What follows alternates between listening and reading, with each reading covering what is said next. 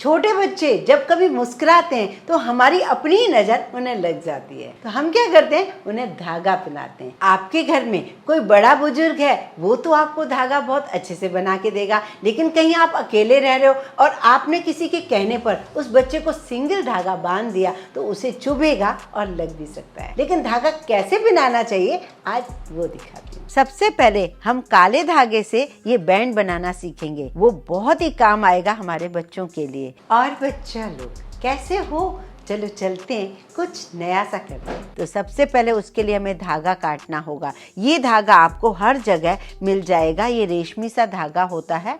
पहले हमें इसे काटना होगा। कितना काटना है मैं अभी आपको बताती हूँ। जैसे एक धागा करीब करीब हमें चाहिए 14 से 15 इंच के आसपास, वो आप एक काट कर अलग कर दीजिए। और हाँ बच्चों, अभी तक चैनल को सब्सक्राइब नहीं किया है तो प्लीज इसे सब्सक्राइब कर लीजिए। सब्सक्राइब करना टोटल फ्री है। अब इस धागे को किसी पर भी आप नीचे स्टिक कर दीजिए, जिसे बनाने में बड़ी आसानी सी हो जाए। ये लंबाई है धागे की 14 से 15 इंच। आप छोटे छोटे भी बना सकते हो जितना आपको चाहिए, मैंने थोड़े बड़े बनाए हैं। ये इसे बनाना बिल्कुल भी कठिन नहीं है, सिर्फ आपको ध्यान से उसे देखना होगा। अब जो दूसरा धागा चाहिए वो मैं ले रही हूँ 50 to 60 इंचेस। जितना भी आपको बड़ा बनाना है उस हिसाब से आप ले लीजिए।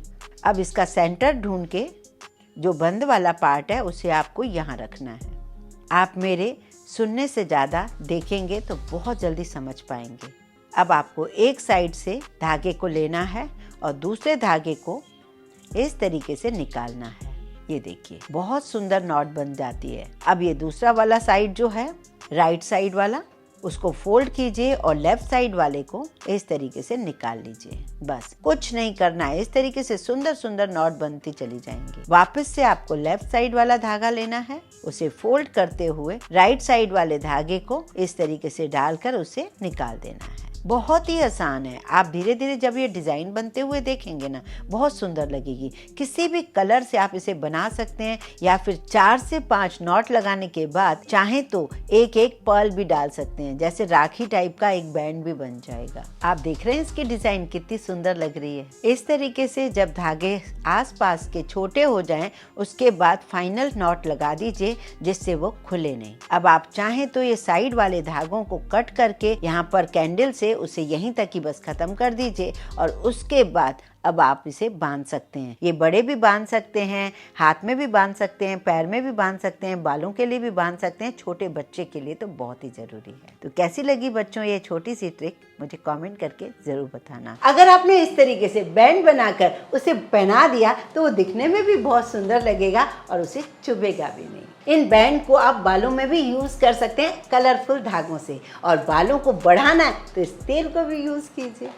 इस ऑयल को मैंने खुद तैयार किया है, अब लॉन्च हो गया है, इसे आप खरीद सकते हैं www.mykkstore.com पर। इसमें 3 टाइप के ऑयल हैं जो आपके लिए, आपकी बालों की सेहत के लिए बहुत ही अमेजिंग है। तो आपको अगर कोई भी इसमें जानकारी चाहिए, हमारे नीचे डिस्क्रिप्शन बॉक्स में देख सकते हैं। और हाँ, अगर आपने लव यू माँ का कोड भी अप्लाई किया तो आपको 100 रुपीज़ का फायदा और भी होने वाला है ना? बड़ी मजे की बात।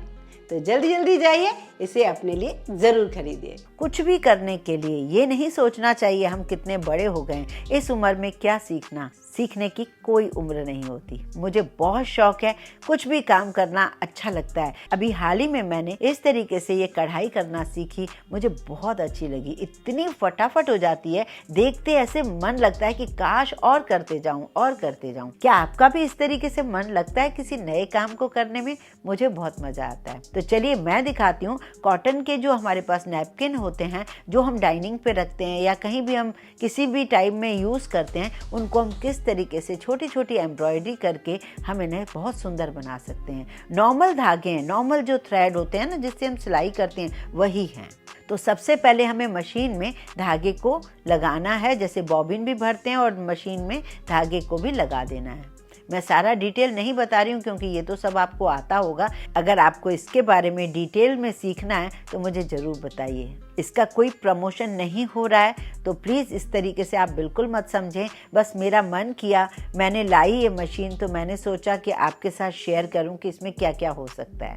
बहुत नया सा लगा इस मशीन में मुझे, बहुत ही हल्की है और एक पैर से आप नीचे से दबाते हो एक्सीलेटर जिससे ये मशीन अपने आप चलने लगती है। यहाँ मेरे पास कॉटन के प्लेन रुमाल थे जिन्हें मैं इस तरीके से कढ़ाई कर रही हूँ। बस स्टिच को चेंज करते जाते हैं और जो भी आपको डिज़ाइन चाहिए उस हिसाब से ये बनते चले जाते हैं। जैसे हमें कोई सुई धागे की बहुत ज़्यादा मेहनत नहीं करनी है, बस इस तरीके से हमें सिलाई करनी है जिससे अपने आप उसमें डिज़ाइन बनती जाती है। मुझे बहुत नया और बहुत ही अच्छा लगा तो आपसे शेयर किए बिना मन ही नहीं माना। आप भी मेरे साथ शेयर किया कीजिए आपको कैसा लगता है, नया नया कुछ काम सीखने का मन होता है या नहीं। तो डबल से भी बहुत सुंदर लगता है और सिंगल से भी अपने आप में बहुत खूबसूरत लगने लगता है। लग रहा है ना बहुत सुंदर सा नैपकिन, जो बिल्कुल प्लेन लग रहा था अब ये बहुत ही सुंदरता इसकी बढ़ गई। हम किसी भी नेकलाइन में कर सकते हैं या किसी भी चुन्नी में कर सकते हैं, कोई बच्चों के कपड़े हैं उनमें कर सकते हैं, कई सारे काम हम कर सकते हैं। मुझे खाली बैठना बिल्कुल अच्छा नहीं लगता, मेरा मन करता है कि मैं कुछ ना कुछ करती रहूं। तो आपको ये कैसे लगे मुझे कमेंट करना बिल्कुल ना भूलें। पसंद आए लाइक ज़रूर कीजिए, ज़्यादा से ज़्यादा शेयर कीजिए अपने फ्रेंड्स और फैमिली को।